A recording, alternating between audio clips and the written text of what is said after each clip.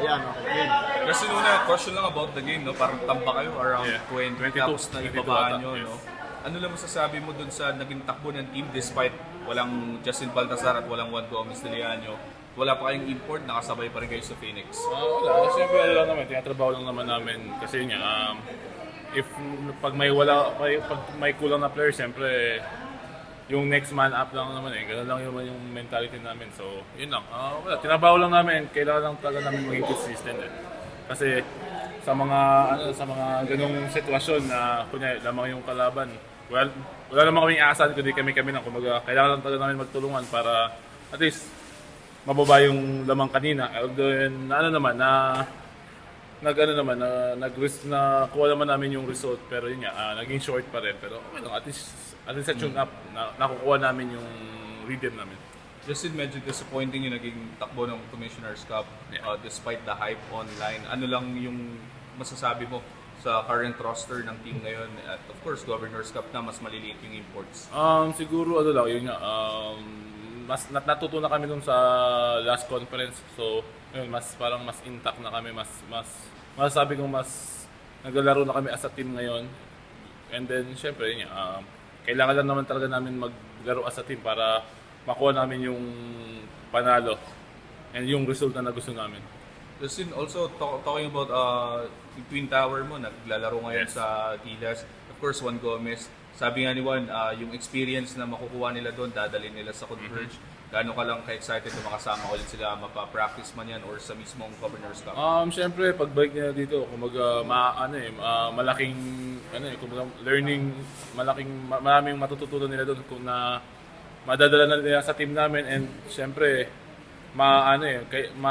ma-adapt for sure, ma-adapt din namin yun kasi kumbaga kung ano yung nakuha nila doon, i-apply nila dito, and then makukuha namin, kumbaga kailangan din namin tapatan yung ganun, especially the intensity nila pag naglalaro na kami. And siyempre yun yung dalawa is one of our leaders naman, so yun kailangan talaga namin yung dalawang yun. And siyempre habang nagtatrabaho sila doon, kami hindi kami pwedeng mag-relax dito. So kailangan din namin ibigay yung 100% effort namin dito para pagbalik nila at least nakakasabay kami sa kanila. Sinabi mo nga kanina, you're working as a team right now at Converge. Entering this conference, may gigil ba kayo na parang dapat ito yung mga ginawa natin, gano'n na we have to prove ourselves this time around sa Governor's Cup?